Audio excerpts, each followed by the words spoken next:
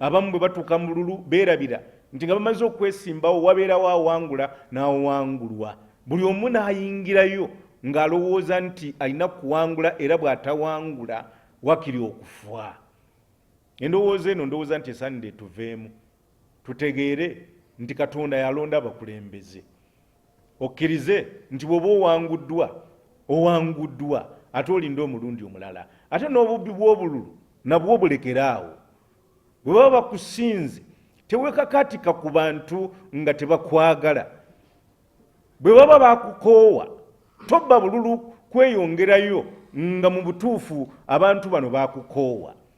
Kyenva nsaba nti kkiriza abantu kye bagamba mu bululu bwabwe ate obululu bubalibwe mu bwenkanya.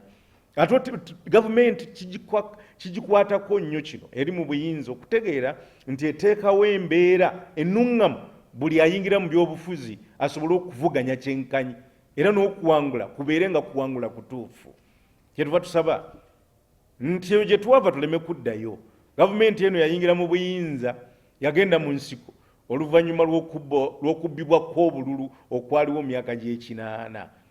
Tetwandyagadde bululu bubbibwe ate tudde mu dduka mu kuyiwa omusaayi ng'ebyafaayo bwe bitutegeeza.